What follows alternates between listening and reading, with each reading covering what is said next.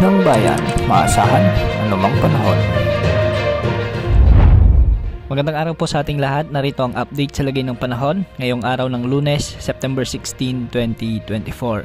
Sa kasalukuyan ay maraming lugar pa rin ang nakakaranas ng malawakang pagulan dahil sa southwest monsoon. Samantalang may minomonitor naman tayong dalawang low pressure area sa loob at labas ng ating area of responsibility. Sa mga susunod na oras ay posible nang mabuo bilang bagyo ang low pressure area sa silangan ng Northern Luzon. Kung sakaling mabuo ito, papangalanan ito ng Pag-asa bilang bagyong Hiner o ang pang-pitong bagyong nabuo sa loob ng ating area of responsibility ngayong taon.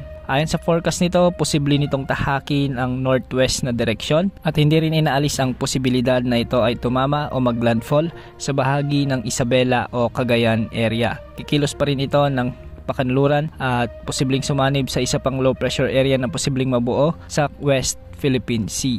Ang low pressure area na ito ay posibleng magdulot ng malawakang pagulan lalo na sa Northern Luzon, kaya asahan ang malalakas hanggang sa matitinding pagulan sa mga susunod na araw.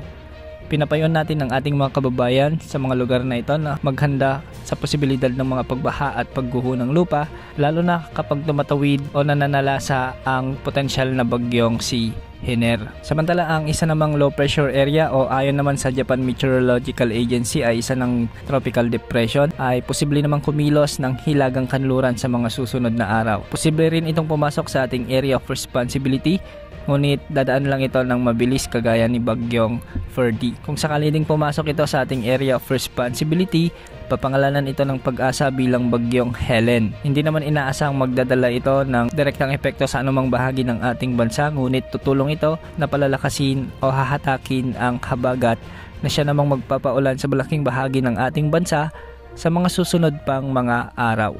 Ngayong araw nga, asahan ang malalakas hanggang sa matitinding pag-ulan dulot ng habagat o katumbas ng 100 to 200 mm na mga pag-ulan sa hilagang bahagi ng Palawan, Occidental Mindoro, Aklan, Antique at Negros Occidental.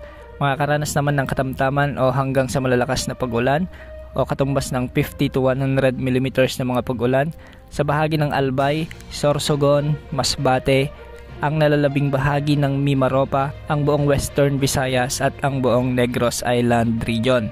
Ang mga lugar na ito ay pinaalalahanan o pinapayuhan sa posibilidad ng mga biglang pagbaha at pagguho ng lupa, lalo na kung may mga lalakas na pagbuhos ng ulan. Samantala bukas naman, asahan din ang malalakas hanggang sa matitinding pag-ulan sa hilagang bahagi pa rin ng Palawan, Aklan, Antique at ang Negros Occidental. Samantalang makakaranas din ng katamtaman hanggang sa malalakas na pag-ulan sa may Masbate, ang nalalabing bahagi ng Mimaropa, Western Visayas at ang buong Negros Island region. Posible pa rin ang mga biglang pagbaha at pagguho ng lupa sa mga lugar na nabanggit. Samantala ngayong araw, inaasahan naman na magkakaroon ng mga katamtaman hanggang sa malalakas na pag-ulan dulot ng low pressure area o potensyal na bagyong si Hiner sa bahagi ng Isabela at Cagayan area. Ang mga lugar na ito ay mararamdaman na ang mga pag-ulang dala ng low pressure area na ito o ni bagyong Hiner dahil sa patuloy na paglapit nito sa kalupaan sa northeastern part